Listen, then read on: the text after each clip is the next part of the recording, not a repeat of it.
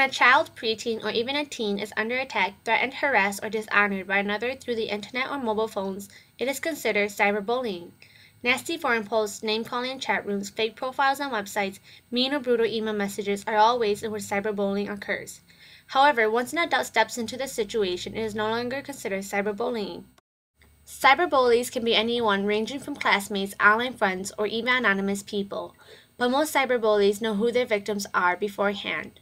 Cyberbullying is an extension of the classic schoolyard bullying, and because it is an extension, it should be handled at a local level instead of the federal level in the United States. The first trial that was brought to attention was in 2006 of October.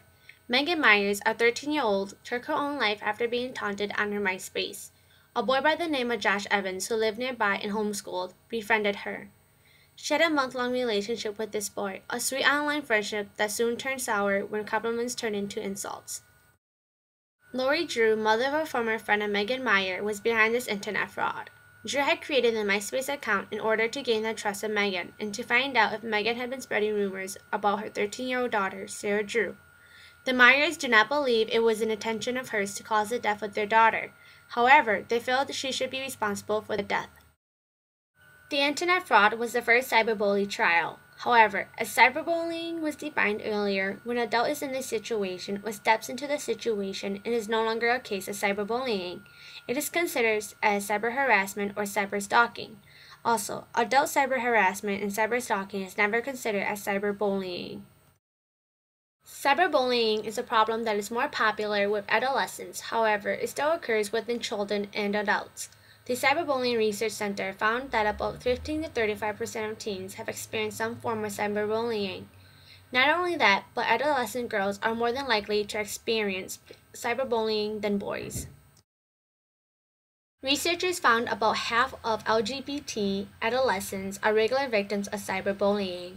In a survey conducted with 444 middle school, high school, and college students ages from 11 to 22 years old, found that 54% of LGBT youth had been victims of cyberbullying within the past 30 days. The rise of cyberbullying took a turn when the suicide of 18-year-old Tyler Clementi took place on the 23rd of September. Rutgers University freshman Tyler Clementi posted his goodbye message on Facebook before jumping to his death after his roommate secretly filmed him under a sexual encounter, where it was then posted live on the internet. Clementi's goodbye post, dated September 22nd at 8:42 p.m. on Facebook, said, "Jumping off the GW Bridge, sorry."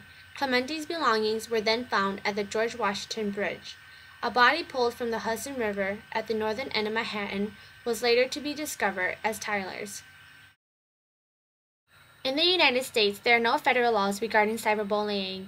However, in 2009, a bill was introduced to the House of Representatives, making it against the law to transmit in interstate or foreign commerce any communication with the intent to coerce, imitate, harass, or cause substantial emotional distress to a person using electronic means. Since the bill was introduced, it caused controversy among civil rights groups because it violates the First Amendment. The First Amendment to the U.S. Constitution is the first section of the Bill of Rights, which is the most important part of the U.S. Constitution. It guarantees freedoms of religion, speech, writing, and publishing, peaceful assembly, and the freedom to raise grievances with the government. As the First Amendment guarantees the freedom of speech and writing, there cannot be any federal laws limiting and/or not allowing any writing of any sort. Many use the internet, and if it is restricting them on what they can and cannot write, then the use of internet will not be needed. The internet is a place where everyone can express himself or herself. Cyberbullying is an extension of the classic bullying, and it should be handled at a local level instead of the federal level in the United States. To get a better understanding of cyberbullying, remove cyber. Once cyber is removed, it becomes bullying. Now, cyberbullying and bullying is not so different from one another. Certainly, a child would not be dragged to jail if found bullying another child in school. Even though they would not be dragged to jail, they are and would still be liable for what they have done. Given that bullying in the schoolyard does not have federal laws, cyberbullying should not be required to have federal laws as well, since the two are very similar and not so different from one another. Anonymity and distance is very difficult for officials to track down the bully. Anyone can fake a name, age, and address to make a Facebook or MySpace profile. By doing so, we cannot simply point to the bully because it is too anonymous. Also, many of the bullies can be using anyone's computer or use any computer available, and by tracking them down, the wrong person can be blamed. Only 11% of teens talk to parents about cyberbullying incidents. Parents need to pay more attention to their children when using the internet. They need to mentor their children, and only changing behaviors can really help curb cyberbullying. They need to be aware of the activities their children are engaged with and teach them the proper internet safety. Methods can be taught to teens by parents, such as teaching them how to block the bully's messages or delete messages without reading them. Teach them not to take revenge on a bully or cyberbully. By doing so, it will help teens know how to avoid or walk away from cyberbullying. Over 70% of teens said that being able to block cyberbullies was the most effective method of prevention.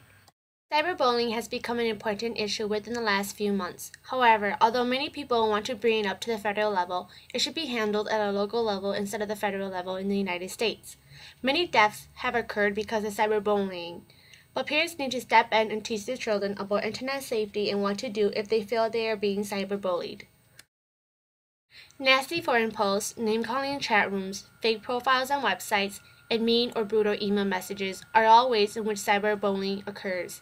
Cyberbullying is just an extension of the classic bullying in the schoolyard and should be treated the same as bullying in the schoolyard would be handled, no more and no less.